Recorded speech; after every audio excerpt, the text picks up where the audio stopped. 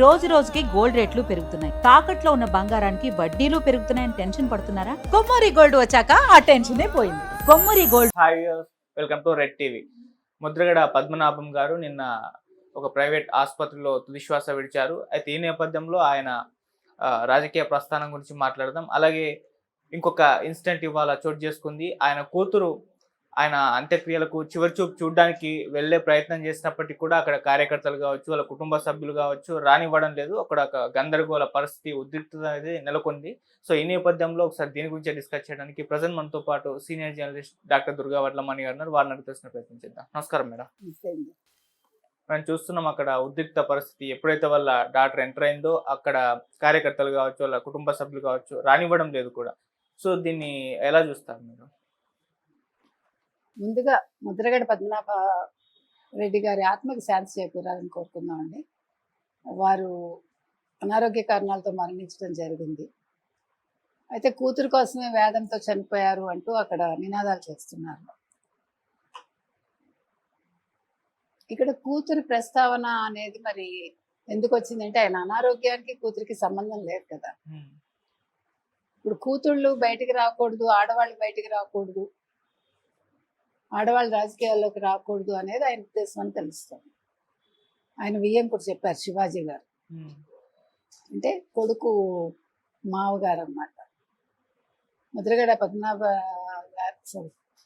పద్మనాభరెడ్డి గారికి ఆడవాళ్ళు బయటికి రావడం, రకరకాల మనుషులు ఉంటారు, రకరకాలుగా అనుకుంటారు, అవన్నీ వారికి ఇష్టం లేదు. తండ్రి మాటని కాదని మన 24 అసెంబ్లీ ఎన్నికలప్పుడు గొడవ అయింది కదా, అప్పటి నుంచి ఆయన కోపం పెట్టుకున్నారు. ఇది ఎందుకనో అంత సమంజసంగా అనిపించట్ల.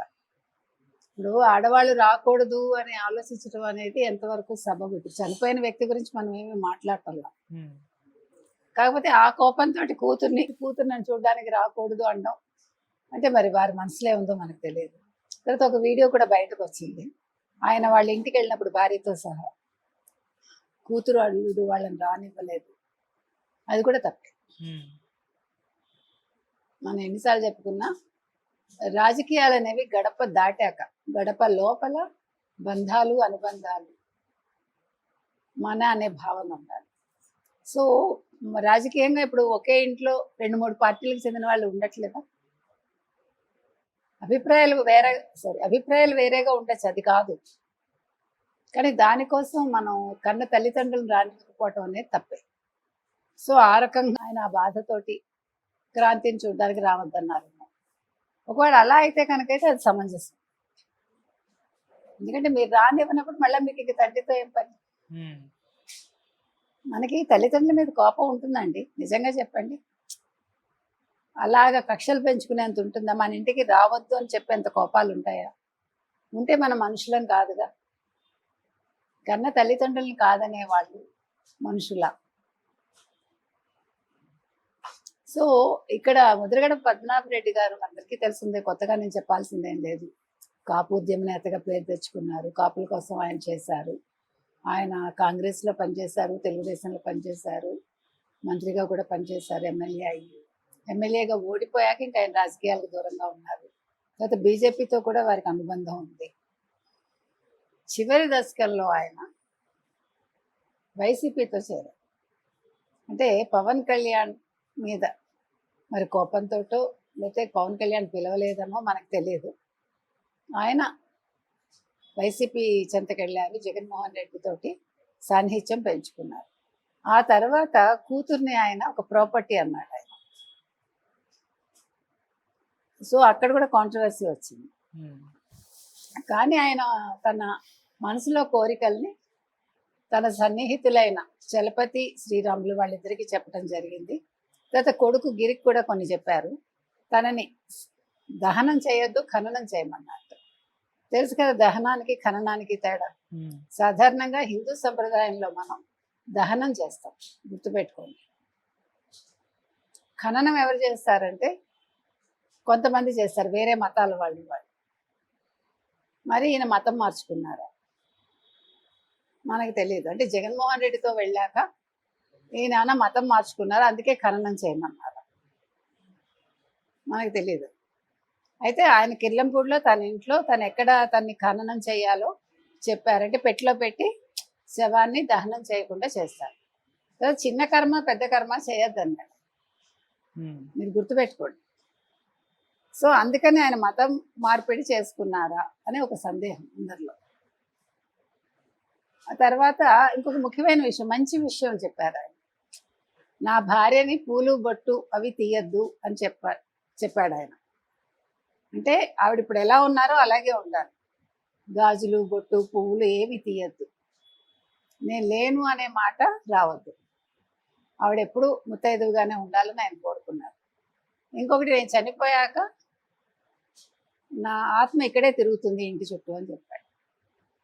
కూతుర్ని మాత్రం ఎట్టి పరిస్థితుల్లోనూ కూతుర్ని ఎట్టి పరిస్థితుల్లోనూ రానివ్వద్దన్నారు. కానీ కూతురు వచ్చారు, గ్రామస్తులు ఆపలేకపోయారు. తర్వాత ఏంటి పోలీసులు, ప్రభుత్వానికి సంబంధించిన వాళ్ళు కాబట్టి ప్రభుత్వానికి తొత్తులుగా పనిచేసి ఆవిడ్ని లోపలికి రానిచ్చారు, దగ్గరుండి తీసుకొచ్చారు అని పద్మనాభరెడ్డి గారి బియ్యం కూడా అంటున్నారు. అంటే భాష బాగలేదు. ఇప్పుడు నిన్నటి వరకు ఆ పార్టీలతో పనిచేశాడు ఆయన. ఎప్పుడు 24లో కదా, 24 మార్చి 16 అనుకుంటా ఆయన వైసీపీలో చేరారు. ఒక ఏడాది అయింది అంతే. ఏడాదికే ఒక పార్టీ కోసం ఒక వ్యక్తి కోసం ఆయన ఇంత మారారా అని ఒక ఆశ్చర్యం. సో అతను యాక్చువల్గా మీరు కనుక చూసుకుంటే ఆయన చికిత్స పొందేటప్పుడు కూడా కూతురు కూడా ఒక స్టేట్మెంట్ ఇచ్చింది, నా తండ్రిని సరిగా చూసుకోవట్లేదు, ఆయన చాలా ఇబ్బందులు పడుతున్నారు, జగన్మోహన్ రెడ్డి ఎవరు రాలేదు, జగన్మోహన్ రెడ్డి వెళ్ళి పరామర్శించలేదు. ఈ మాట అయ్యాక వైసీపీ నుంచి ఒక మహిళ వచ్చి మాట్లాడింది, అలా ఎలా మాట్లాడతావు నువ్వు, నీకేంటి సంబంధం అని కూతుర్ని అడిగిందాడు. జగన్మోహన్ రెడ్డి ఫోన్లో పరామర్శిస్తున్నారు, మరి జగన్మోహన్ రెడ్డి ఫోన్ ఉందా మనకు తెలియదు అన్నాక అప్పుడు కొంతమంది వెళ్ళి ఆయన చూసి వచ్చారు, మీకు గుర్తుంటే. పైగా అక్కడ హాస్పిటల్ వర్గాలు కానీ ఈవెన్ పద్మనాభరెడ్డి గారు కానీ ఎవరిని రావద్దు అంటున్నారు, ఇన్ఫెక్షన్స్ వస్తాయని అని. అంటే జగన్మోహన్ రెడ్డి రాకపోవడానికి ఆయన చేత ఒక రీజన్ చెప్పించారు. మీకు అర్థమైందా? అంటే ఎంత బాగా జగన్మోహన్ రెడ్డి పకడ్బందీగా అన్ని చేస్తాడని. సో ఇవాళ మాత్రం ఆయన పరామర్శకు వస్తాడు. ఇప్పుడు భీమవరం సభ అయ్యాక వస్తాడు. ఎందుకు వస్తాడు? కాపు ఓట్ల కోసం వస్తాడు. మొత్తం మీద ఒక కాపు ఉద్యమ నేతగా పేరు తెచ్చుకున్న ఒక ముద్రగడ పద్మనాభరెడ్డి గారి ప్రస్థానం చివరిలో ఇన్ని ఒడిదుడుకుల మధ్య, అనారోగ్యం మధ్య, ఇంత కాంట్రవర్సీల మధ్య ముగిసింది. సో ఏ పార్టీనైతే ఆయన నమ్ముకున్నారో ఆ పార్టీ నేత అయితే వచ్చి చూడలేదు ఆయన్ని. సరే ఇప్పుడు వచ్చి చూసినా ఎంత, చూడకపోయినా ఎంత. తర్వాత ప్రభుత్వ అధికార లాంఛనాలతో చేస్తామంటే వద్దన్నారు. అది కూడా కుటుంబ సభ్యులు, భార్య కానీ లేదు కొడుకు కానీ చెప్పలేదు. ఇప్పుడు భార్య కూడా కూతుర్ని రావద్దన్నారు కదా, ఆవిడ చెప్పారు కదా. చెప్పినప్పుడు మరి అధికార లాంఛనాలు వద్దని ఆవిడే చెప్పచ్చు కదా. కానీ జక్కంపూడి రాజా చెప్పారు, వైసీపీ నేత. సో ఇది కూడా ఒక రాజకీయమేనేమో. మొత్తం మీద పద్మనాభరెడ్డి గారి శకం ముగిసింది. మరి నెక్స్ట్ ఏమవుతుంది అనేది చూడాలి. Okay, thank you so much.